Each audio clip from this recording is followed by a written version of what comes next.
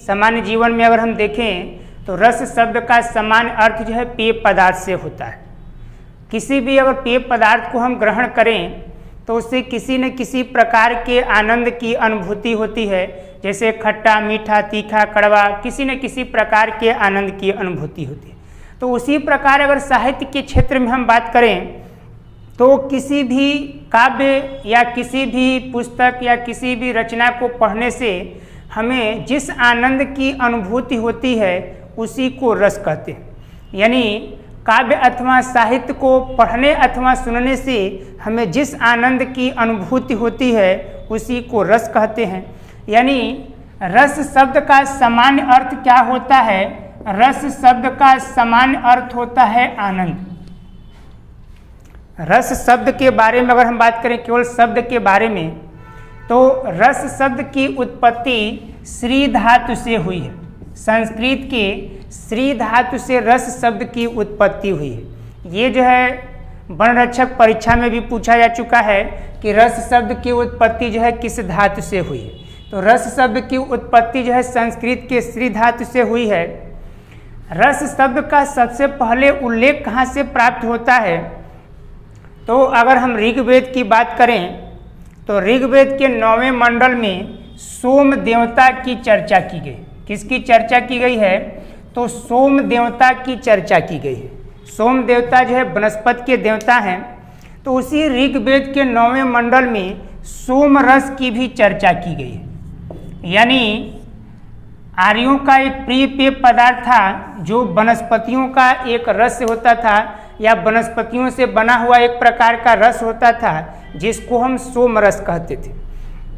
यहाँ पर भी देख रहे हैं कि जो सोम रस, यानी यहाँ पर भी जो रस शब्द का उल्लेख किया गया है वह रस शब्द किसके बारे में बात किया गया है? सामान्य अर्थ में पेय पदार्थ के बारे में यहाँ पर रसों की चर्चा की गई है।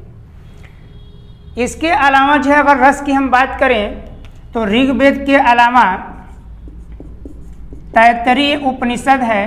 तैत्तरीय उपनिषद, इस तैत्तरीय उपनिषद में कहा गया है इस प्रकार से कि रसो वै सह। तैत्तरीय उपनिषद में कहा गया कि रसो वै सह। सह का मतलब यहाँ पर वह यानी ब्रह्मा से है। यानी रस किसको कहते हैं कि ब्रह्म की अनुभूति या ब्रह्मा की अनुभूति ही क्या होता है, यानी ब्रह्म रूपी जो आनंद होता है उसी को हम रस कहते हैं। तो यहाँ पर भी देख रहे हैं कि जो रस की हम बात कर रहे हैं यह योग या कह सकते हैं ऋषियों और महर्षियों के जो ईश्वर की साधना है उस साधना में जो लीन होने से जो आनंद की प्राप्ति होती है, ब्रह्मत्व में जो लीन होने से जो आनंद की प्राप्ति होती है उसको इसमें रस कहा गया है। यानी यहाँ पर भी रस की जो बात हम कर रहे हैं वह साहित्य के बारे में न करके ऋषियों महर्षियों की योग साधना और ब्रह्मलीन के बारे में हम बात कर रहे हैं। तो सबसे पहले साहित्य के क्षेत्र में रस की चर्चा किसने किया था? सबसे पहले रस का साहित्य के क्षेत्र में या काव्य के क्षेत्र में सबसे पहले विवेचना किसने किया था? तो सबसे पहले भरत मुनि। भरत मुनि ने एक ग्रंथ लिखा था जिसका नाम है नाट्यशास्त्र। नाट्यशास्त्र जिसमें कुल मिलाकर 36 अध्याय हैं। कितने अध्याय हैं? तो इसमें कुल मिलाकर 36 अध्याय। तो आचार्य भरत मुनि ने पहली शताब्दी ईस्वी के आसपास नाट्यशास्त्र नामक ग्रंथ की रचना किया था। और सबसे पहले इसी नाट्यशास्त्र में उन्होंने कहा था कि विभाव, अनुभाव, व्यभिचारी भाव, संयोगादर्श निष्पत्ति, यानी विभाव, अनुभाव और व्यभिचारी भाव के संयोग से रस की उत्पत्ति होती है। यानी रस की उत्पत्ति का सूत्र किसने दिया था? तो रस की उत्पत्ति का सूत्र किसने दिया था? भरत मुनि ने दिया था। और नाट्यशास्त्र में कुल 36 अध्याय हैं जिसके 6वें अध्याय में भरत मुनि ने रस का ये सूत्र दिया था। इसके अलावा जो है कहते हैं कि चूंकि भरत मुनि ने सबसे पहले काव्य के क्षेत्र में या साहित्य के क्षेत्र में रस का उल्लेख किया था या रस का प्रतिपादन किया था, इसीलिए भरत मुनि को हम क्या कहते हैं? भरत मुनि को रस संप्रदाय, क्या कहते हैं? रस संप्रदाय का प्रवर्तक कहते हैं। कहा जाए कि रस संप्रदाय के प्रवर्तक कौन है, तो कौन है? रस संप्रदाय के प्रवर्तक आचार्य भरत मुनि को माना जाता है, जिन्होंने नाट्यशास्त्र के 6वें अध्याय में रस सूत्र दिया था, जिसमें उन्होंने क्या कहा था? विभावानुभाव, व्यभिचारी भाव,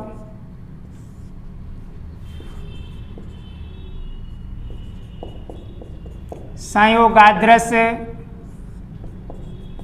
निष्पत्ति, यानी उन्होंने कहा था विभाव अनुभाव व्यभिचारी भाव संयोगाद्रस निष्पत्ति, यानी विभाव अनुभाव और व्यभिचारी भाव के संयोग से रस की निष्पत्ति या उत्पत्ति होती है। ये बात जो है भरत मुनि ने नाट्यशास्त्र के 6वें अध्याय में कहा था, इसीलिए इनको रस संप्रदाय का प्रवर्तक कहा जाता है। नाट्यशास्त्र जो ग्रंथ इन्होंने लिखा था उसको हम पंचम वेद के नाम से भी जानते हैं, पंचम वेद के नाम से भी जानते हैं। ये यूपी टेट की परीक्षा में भी प्रश्न पूछा जा चुका है कि नाट्य वेद यानी पंचम वेद जो है किस ग्रंथ को कहते हैं, पंचम वेद किस ग्रंथ को कहते हैं? तो 4 वेद तो आप सभी लोग जानते हैं, 4 वेद जानते हैं, ऋग्वेद, सामवेद, यजुर्वेद, अथर्ववेद, इन 4 वेदों को आप जानते हैं। तो भरत मुनि ने नाट्यशास्त्र में कहा था कि ब्रह्मा जो हैं, ब्रह्मा के कहने पर या कह सकते हैं कि ब्रह्मा की अनुमति से भरत मुनि ने 4 वेदों से 4 विषयों को लेकर नाट्यशास्त्र नामक ग्रंथ की रचना किया था। तो 4 वेदों से कौन से 4 तत्व लेकर नाट्य वेद या नाट्यशास्त्र की रचना की गई थी? तो भरत मुनि ने इस प्रकार से कहा है कि ऋग्वेद है,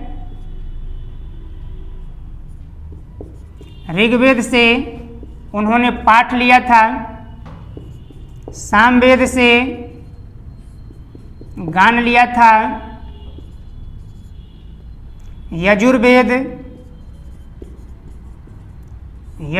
से अभिनय लिया था और अथर्ववेद से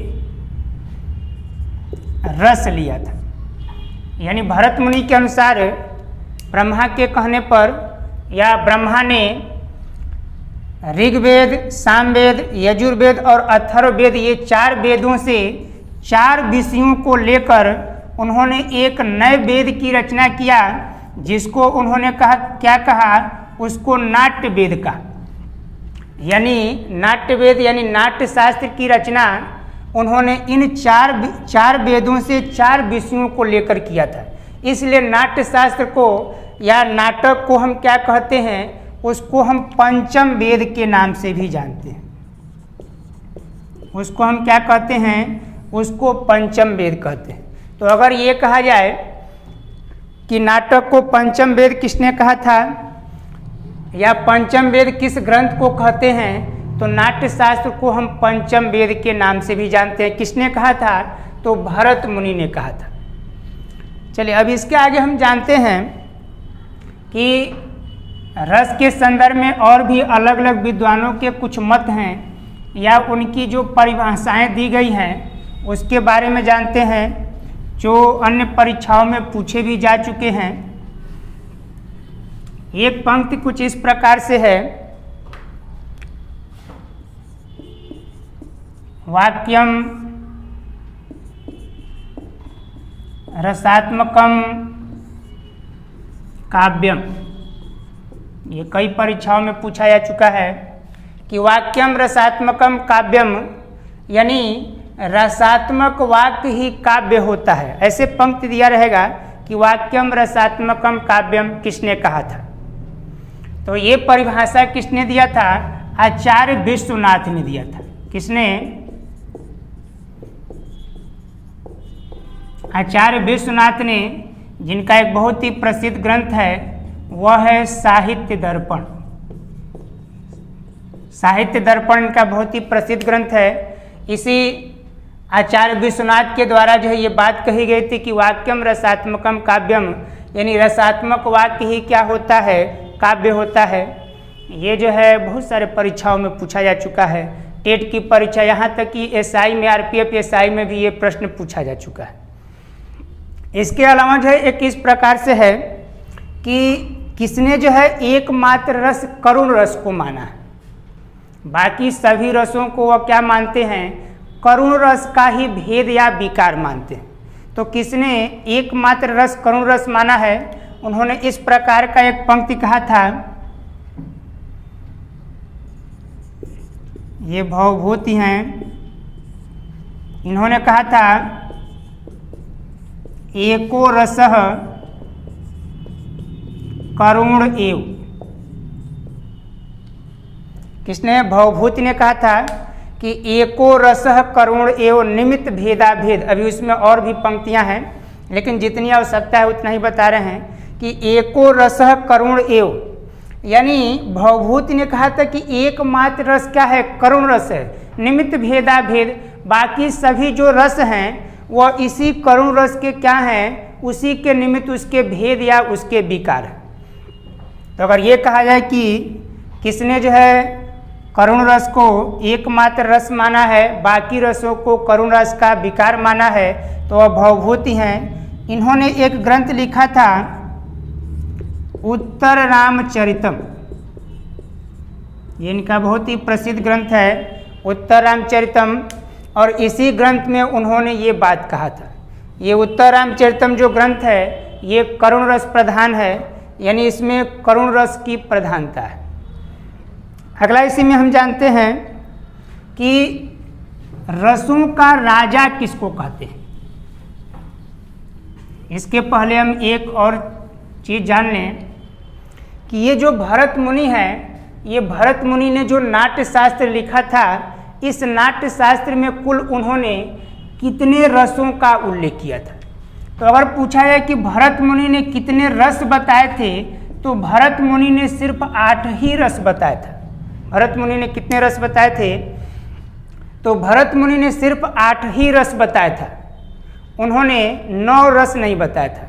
लेकिन अगर आपकी परीक्षा में पूछा जाए कि रसों के कितने भेद या प्रकार होते हैं, तो रसों के आपको 9 भेद या प्रकार बताना है। वैसे गणना करके हम आपको 11 रसों के बारे में बताएंगे, लेकिन जब भी परीक्षा में पूछा जाए कि रसों के कितने भेद या प्रकार होते हैं, तो हमको 9 ही बताना है। लेकिन अगर ये पूछा गया कि भरत मुनि ने रसों की संख्या कितना बताया था, तो भरत मुनि ने रसों की संख्या कितना बताया था, तो उन्होंने 8 बताया था। यानी भरत मुनि ने रस की संख्या 8 बताया था। उसके अस्थाई भाव कितने बताए थे, तो उसके अस्थाई भाव उन्होंने 8 बताए थे, और संचारी भाव की संख्या उन्होंने 33 बताया था। तो यहाँ पर याद ये रखना है कि भरत मुनि ने रसों की संख्या कितना बताया था, तो भरत मुनि ने रसों की संख्या 8 ही माना है या 8 ही बताया है। अब हमने कहा कि किसने जो है किसने रसों का राजा किसको कहते हैं, या रसराज के नाम से हम किस रस को जानते हैं। तो देव की एक पंक्ति है, ऐसे है, भूल कहत नवरस सुकवि, सकल मूल श्रृंगार, सकल मूल श्रृंगार। ये पंक्ति जो है किसने कहा था, तो महाकवि देव ने कहा था। महाकवि, ये देव की पंक्ति है, यानी देव ने ये बात कही थी। वह करें कि भूल कहत नवरस सुकवि सकल मूल श्रृंगार, यानी कहते हैं कि जो भी कवि हैं ये भूलवश जो है 9 रसों की बात करते हैं। वास्तव में 9 रस नहीं होते हैं, जितने भी रस हैं उन सभी रसों का जो मूल है वह क्या है, श्रृंगार रस है। श्रृंगार रस से ही सभी रसों का अस्तित्व है। यानी कह सकते हैं कि श्रृंगार रस क्या होता है, रसों का राजा या सम्राट होता है। यानी श्रृंगार रस को हम क्या कहते हैं, रसराज के नाम से जानते हैं। यानी रसों का राजा किसको कहते हैं, तो श्रृंगार रस को कहते हैं। या रसराज के नाम से किस रस को जानते हैं, तो वह जो है श्रृंगार रस को हम इस नाम से जानते हैं। अगली हम बात इसमें करते हैं कि रस के कितने अंग या अवयव होते हैं। देखिए, अगर भेद या प्रकार कहा जाए तो अलग चीज़ है, और अंग या अवयव कहा जाए तो वह अलग चीज़ है। जैसे अगर कहा गया कि रस के कितने अंग या अवयव होते हैं तो वह अलग हो गया, रस के कितने भेद या प्रकार होते हैं तो वह अलग हो गया। तो यहाँ पर हम बात कर रहे हैं कि रस के अंग या अवयव की बात कर रहे हैं। रस के अंग या अवयव कितने होते हैं, तो 4 होते हैं। रस के 4 अंग या अवयव होते हैं। लेकिन पूछा जाए कि रस के कितने भेद या प्रकार होते हैं, तो आपको 9 बताना है। अब यहाँ पर बात आती है कि रस के 4 अंग या अवयव कौन कौन से हैं, तो देखते हैं। पहला आपका है अस्थाई भाव, दूसरा है विभाव, तीसरा है अनुभाव, और चौथा है संचारी भाव। संचारी भाव को ही हम व्यभिचारी भाव भी कहते हैं। इसी को हम क्या कहते हैं, इसी को हम व्यभिचारी भाव भी कहते हैं। तो अस्थाई भाव, विभाव, अनुभाव और संचारी भाव या व्यभिचारी भाव, ये जो है रस के 4 अंग या अवयव होते हैं। एक प्रश्न इस प्रकार से है जो टीजीटी की परीक्षा में पूछा गया है कि भरत मुनि के रस सूत्र में निम्न में से किसका उल्लेख नहीं है। ऐसे दिया रहेगा अस्थाई भाव, विभाव, अनुभाव, और दिया रहेगा संचारी भाव। व्यभिचारी भाव वहाँ पर नहीं लिखा रहेगा। ऐसे 4 ऑप्शन दिया रहेगा। तो जैसा कि आप भरत मुनि का रस सूत्र जानते हैं, उसमें इस प्रकार से है कि विभाव, अनुभाव, व्यभिचारी भाव, संयोगाद्रस निष्पत्ति, यानी विभाव, अनुभाव और व्यभिचारी भाव के संयोग से रस की उत्पत्ति होती है। अब उसमें व्यभिचारी नहीं दिया रहता है तो दिमाग में आता है कि संचारी भाव का उल्लेख नहीं किया गया। तो ऐसा नहीं है। देखिए, भरत मुनि के रस सूत्र में पूछा जाए किसका उल्लेख नहीं है, तो हम क्या बताएंगे, अस्थाई भाव का उल्लेख नहीं। भरत मुनि के रस सूत्र में किसका उल्लेख नहीं है, तो अस्थाई भाव का उल्लेख नहीं है। व्यभिचारी भाव कहें चाहे संचारी भाव कहें, बात एक ही है, तो उसका उल्लेख है ही। अब यहाँ पर हम बात करेंगे कि ये अस्थाई भाव क्या होता है, विभाव क्या होता है, अनुभाव और संचारी भाव या व्यभिचारी भाव क्या होता है। तो सबसे पहले हम इसकी संख्या के बारे में जान लेते हैं। अस्थाई भाव की संख्या कितनी होती है, तो अस्थाई भाव की संख्या 9। कौन कौन से 9 होते हैं, ये जब हम रस के भेद या प्रकार बताएंगे तो उसमें रस और उसके अस्थाई भाव के बारे में बात करेंगे। विभाव कितने होते हैं, तो विभाव 2 होते हैं। अनुभाव कितने होते हैं, तो 4 होते हैं। और संचारी भाव या व्यभिचारी भाव कितने होते हैं, तो इनकी संख्या 33 होती है। अस्थाई भाव की संख्या पूछा जाए तो 9 बताना है, विभाव की संख्या 2, अनुभाव की संख्या 4, संचारी भाव या व्यभिचारी भाव की संख्या तो 33 होती है। अब हम जानते हैं कि ये क्या हैं, इसके बारे में हम बात कर रहे हैं। देखिए, अस्थाई भाव में इस प्रकार के शब्द आते हैं, जैसे रति है, रति का मतलब प्रेम, रति, क्रोध, घृणा, भय, इस प्रकार के ये शब्द आएंगे। जैसे रति श्रृंगार रस का स्थायी भाव, ऐसे यहाँ पे लिखा है क्रोध, घृणा, भय, इस प्रकार से ये सब जो है अस्थाई भाव हैं। अस्थाई भाव होता क्या है, इसके बारे में हम जानते हैं। यहाँ पर जैसा कि शब्द लिखा है अस्थाई भाव, भाव का मतलब होता है मन के विकार, मन के जो विकार होते हैं उसी को हम भाव कहते हैं। और अस्थाई जो सदैव अस्थाई का मतलब जो सदैव रहे, यानी अस्थाई भाव मतलब मन के ऐसे भाव जो मन या हृदय में सदैव विराजमान है।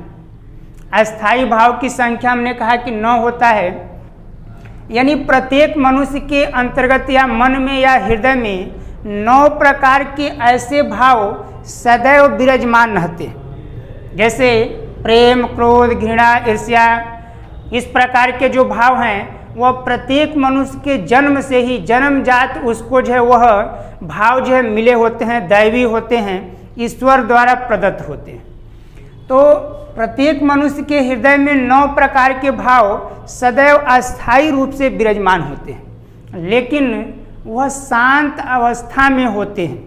वह जो है दिखाई नहीं देते हैं।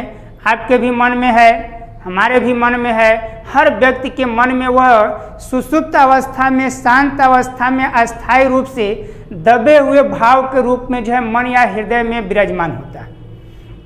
लेकिन जब कोई वैसी परिस्थिति आती है तो उन 9 प्रकार के जो भाव हैं उनमें से कोई न कोई एक भाव क्या होता है, उत्पन्न हो जाता है, जागृत हो जाता है। जैसे हम कह सकते हैं कि मान लिया आप कहीं बैठे हुए हैं, बिल्कुल शांत अवस्था में बैठे हुए हैं, बहुत ही प्रसन्नचित, खुश, प्रसन्न हैं, और आपने थोड़ी देर के बाद ध्यान दिया कि आपके बगल में जो है एक सर्प बैठा हुआ है, तो क्या होगा? आप अचानक जो है क्या हो जाएंगे, भयभीत हो जाएंगे, डर जाएंगे, उठकर भागने लगेंगे। इसका मतलब ये हुआ कि आपके मन में जो भय का भाव है वह भय का भाव आपके मन या हृदय में शांत अवस्था में पड़ा हुआ था, अस्थायी रूप से था, लेकिन जब वैसी परिस्थिति आई तो क्या हुआ, वह जागृत हो गया। उसी प्रकार से जैसे ऐसे आप कहीं जा रहे हैं, अचानक जो है कोई व्यक्ति आपको जो है कुछ बोल दे या ऐसे आके आपको जो है 2 हाथ लगा दे, तो क्या होगा? आप अचानक जो है क्रोधित हो जाएंगे। इसका मतलब यह हुआ कि आपके मन में क्रोध का भी भाव छिपा हुआ था। आपके मन में यह क्रोध जो है अस्थायी रूप से था, लेकिन जब वैसी परिस्थिति आई तो वह क्रोध का भाव क्या हो गया, जागृत हो गया। तो इस प्रकार से हम कह सकते हैं कि अस्थायी भाव क्या होता है, तो मन या हृदय में अस्थायी रूप से विराजमान वे भाव जो अनुकूल परिस्थितियां पाकर उत्पन्न होते हैं उनको हम क्या कहते हैं, उनको अस्थायी भाव कहते हैं। ठीक। दूसरा आपका है विभाव। विभाव क्या होता है? देखिए, ये जो अस्थायी भाव हैं ये आपके मन में सदैव जो है शांत रूप में पड़े रहते हैं। ये अपने आप उत्पन्न नहीं होते, कोई ना कोई कारण होता है, कोई ना कोई परिस्थिति ऐसी आती है जिसके कारण जो है ये अस्थायी भाव जो है मन में जागृत हो जाते हैं। और कोई परिस्थितियां नहीं है तो ये सभी भाव क्या होते हैं, मन या हृदय में बिल्कुल शांत अवस्था में पड़े रहते हैं। तो विभाव क्या होते हैं, तो जिस व्यक्ति, वस्तु या परिस्थितियों के कारण ये अस्थायी भाव क्या होते हैं, जागृत होते हैं या उत्पन्न होते हैं, उसी को हम क्या कहते हैं, विभाव कहते हैं। जैसे हमने कह दिया कि कोई भी व्यक्ति है, अभी हमने कहा कि शांति से बैठा हुआ है, अचानक पता चला कि उसके बगल में सर्प है, तो उसके मन में क्या है, भय उत्पन्न हो गया। यानी उसके मन में भय का जो भाव था अपने आप उत्पन्न नहीं हुआ, जब सर्प को वह देखा तब उसके मन में जो है वो क्या हुआ, भय उत्पन्न हुआ। यानी सर्प क्या हो गया, सर्प जो है वह परिस्थितियां उत्पन्न कर रहा है, इसलिए वह विभाव का काम कर रहा है। यानी आपके मन में भय के भाव को जागृत करने का काम कर रहा है, तो वह क्या हो जाएगा, वह विभाव हो जाएगा। ये जो विभाव होते हैं, हमने कहा कि ये 2 भेद होते हैं इसके। एक आपका होता है आलंबन और दूसरा होता है उद्दीपन। आलंबन विभाव और उद्दीपन विभाव, ये विभाव के 2 भेद होते हैं। आलंबन का मतलब क्या होता है, आलंबन का मतलब होता है सहारा। यानी ये जो अस्थाई भाव हैं जिसके सहारे उत्पन्न होते हैं। यानी कोई भी प्रेम, क्रोध, घृणा, भय, ये जो भाव हैं ये कहाँ उत्पन्न होंगे? किसी न किसी व्यक्ति के मन में उत्पन्न होगा, किसी न किसी व्यक्ति या वस्तु के कारण उत्पन्न होगा। तो जिस व्यक्ति वस्तु के कारण उत्पन्न हो रहा है या जिस व्यक्ति के मन में उत्पन्न हो रहा है वह क्या है? उस रस को उत्पन्न करने में वह उसका सहायक है। तो जो जिसकी सहायता से क्या होते हैं, ये अस्थाई भाव या ये जो भाव हैं उत्पन्न होते हैं, उसी को हम आलंबन कहते हैं। ये आलंबन विभाव भी दो प्रकार के होते हैं। एक आपका होता है आश्रय और दूसरा होता है विषय। आश्रय और विषय ये इसके दो भेद होते हैं। आश्रय का मतलब क्या? यानी जिसके मन या हृदय में ये अस्थाई भाव जागृत होते हैं उसको हम आश्रय कहते हैं, और जिसके कारण उत्पन्न होते हैं उसको हम क्या कहते हैं? विषय कहते हैं। जैसे सर्प को देखकर हमारे मन में भय उत्पन्न हुआ तो हम क्या हो गए? आश्रय हो गए। और किसको देखकर? सर्प को देखकर उत्पन्न हुआ तो वह क्या हो गया? विषय हो गया। दया का भाव उत्पन्न हुआ, जैसे कोई भिखारी है, कोई गरीब लाचार है, उसको देखकर हमारे मन में दया का भाव, करुणा का भाव उत्पन्न हुआ तो हमारे मन में उत्पन्न हो रहा है तो हम आश्रय हो गए। उस भिखारी गरीब को देखकर हो रहा है तो वह भिखारी गरीब क्या हो गया? विषय हो गया। तो इस प्रकार से आश्रय, जिसके मन या हृदय में ये अस्थाई भाव उत्पन्न होते हैं वो आश्रय होता है, और विषय जिसको देखकर या जिस वस्तु के कारण उत्पन्न होता है वह विषय होता है। यहाँ पे लिखा है उद्दीपन। उद्दीपन का मतलब होता है उद्दीप्त करना, जागृत करना, तीव्र करना या और अधिक बढ़ाना, ऐसा हम कह सकते हैं।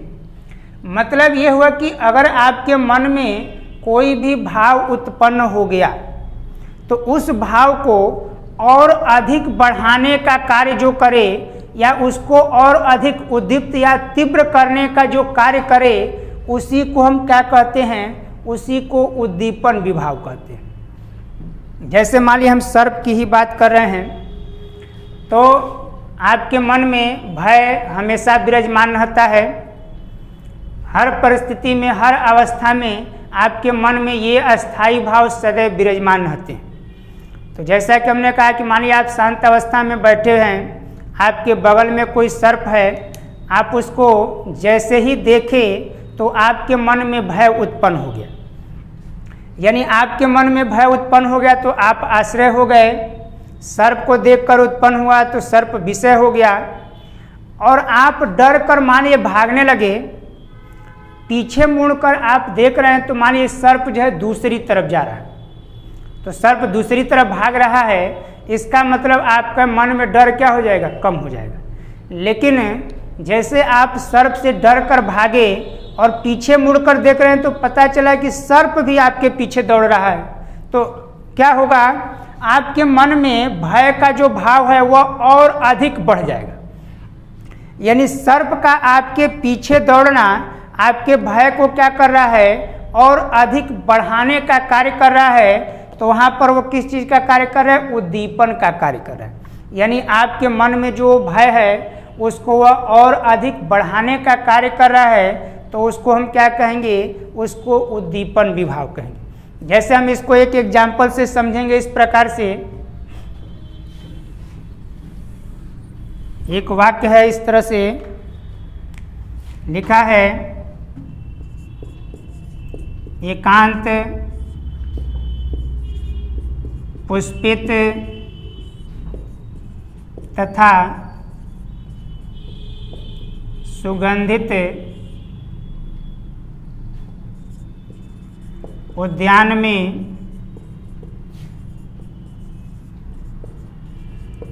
शकुंतला को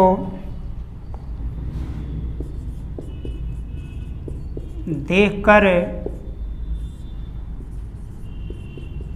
दुष्यंत के मन में प्रेम उत्पन्न हुआ।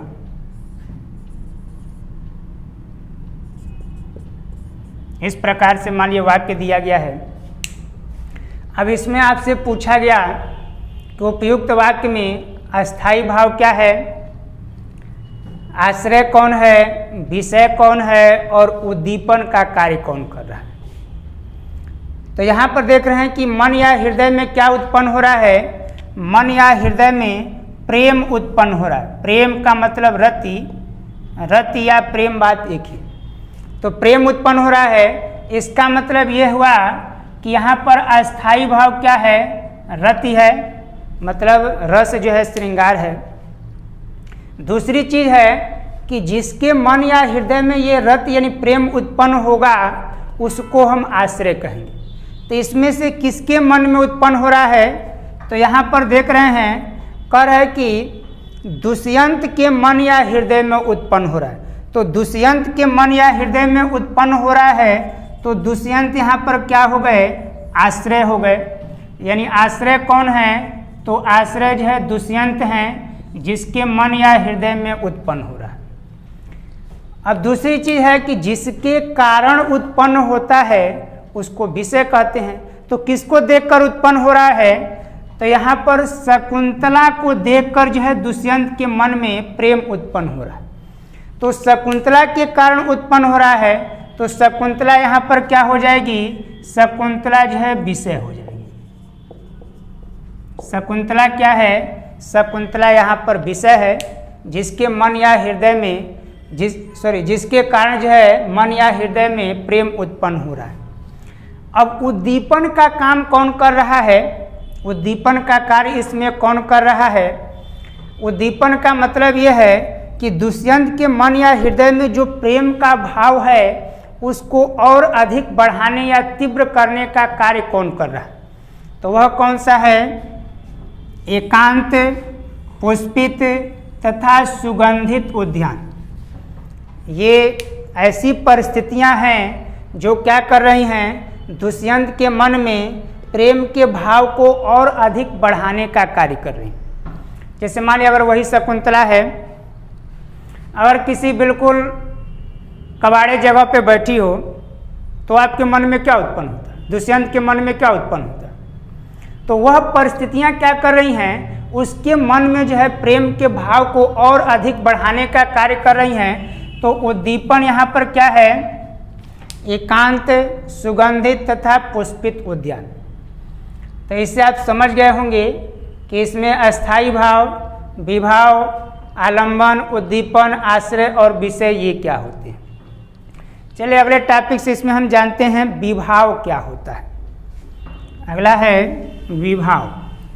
विभाव क्या होता है, उस शब्द का अगर केवल हम अर्थ देखें, विभाव शब्द का अर्थ, तो ऐसे कह सकते हैं वी प्लस भाव, अगला जो है अनुभाव है।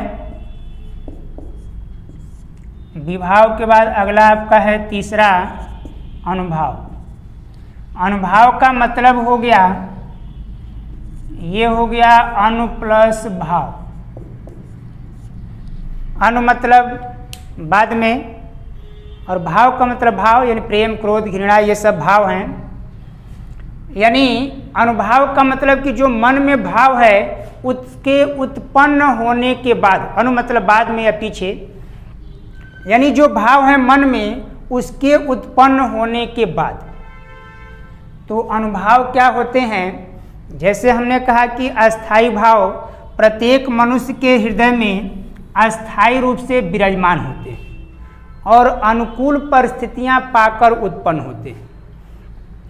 अब मान लीजिए कि कोई भी मन में अस्थाई भाव है जो छिपा हुआ है, जैसे मान लीजिए हमने कह दिया क्रोध है, क्रोध आपके मन या हृदय में या सबके मन या हृदय में छिपा हुआ है, तो वह अस्थाई रूप से है, इसलिए अस्थाई भाव हो गया। मान लीजिए किसी ने आपको कुछ अशब्द कह दिया या आपने किसी को आपको जो है किसी ने बेवजह मार दिया, तो आपके मन में क्या होगा, क्रोध उत्पन्न हो जाएगा।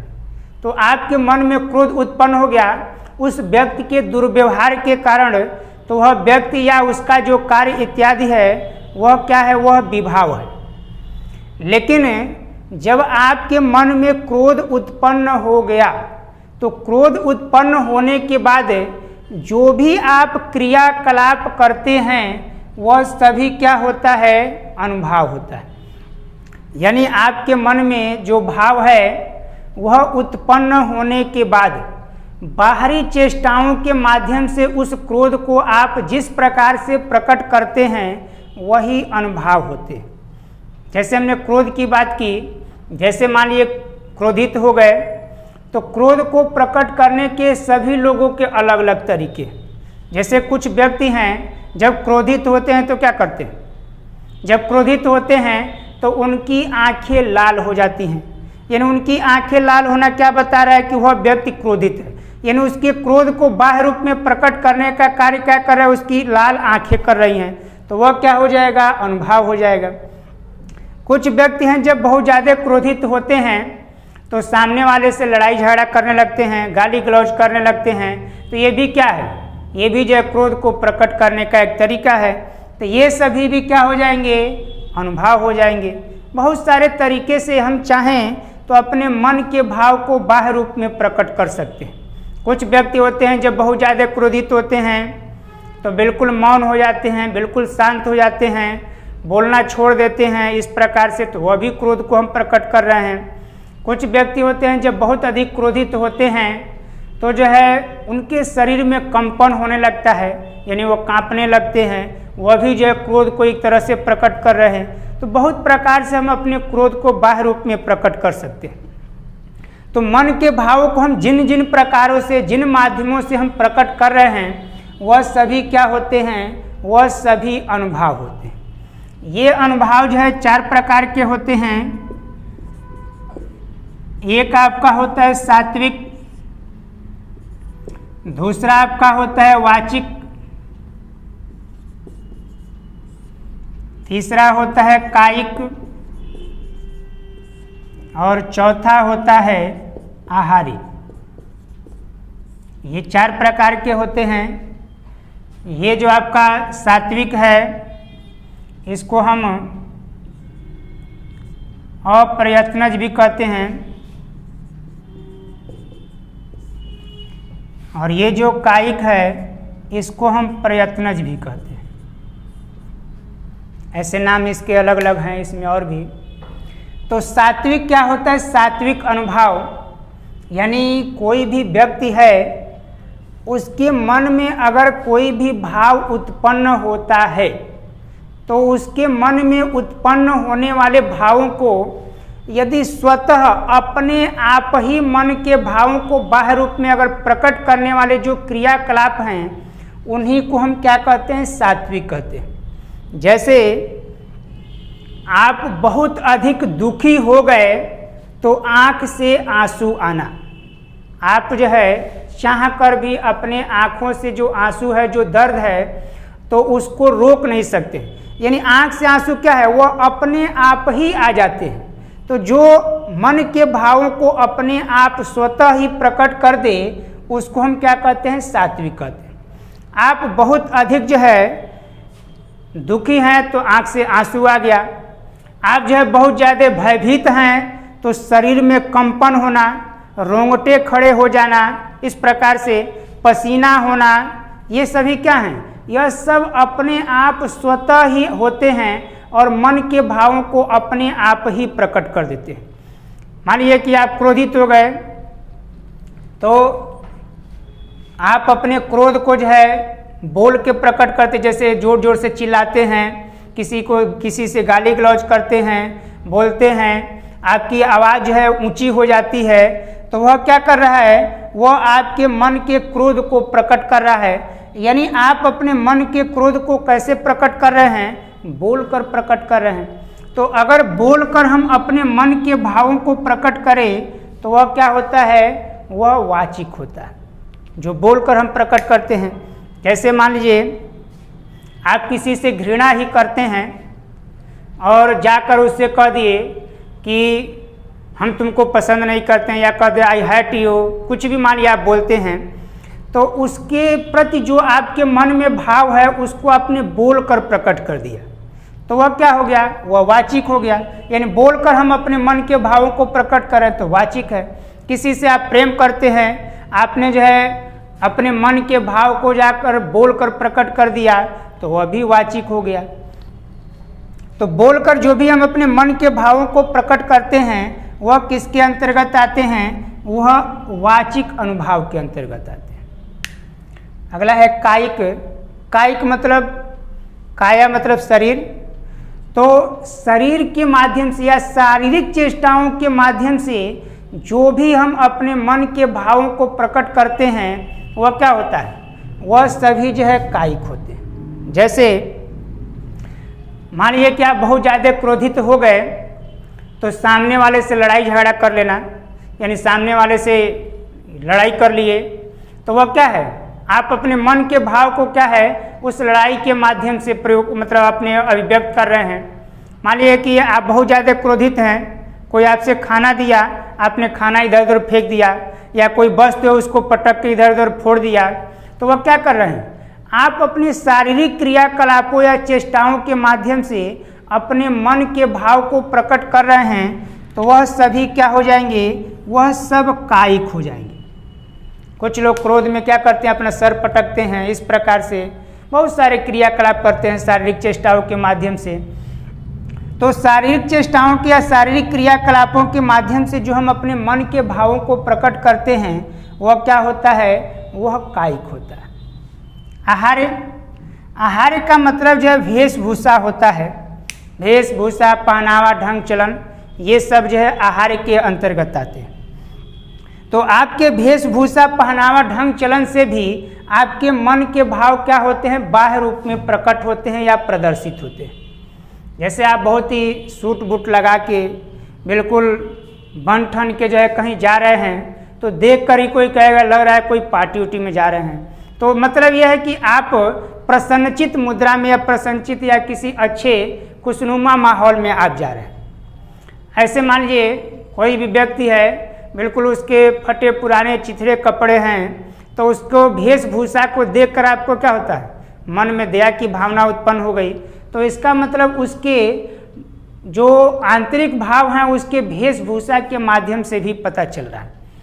तो उसके वेशभूषा, पहनावा के माध्यम से जो भी मन के भाव प्रकट होते हैं उसी को हम क्या कहते हैं, उसी को आहार्य कहते हैं। यानी सात्विक ये क्या होते हैं, ये स्वतः ही प्रकट करते हैं। ये क्या करते हैं, स्वतः ही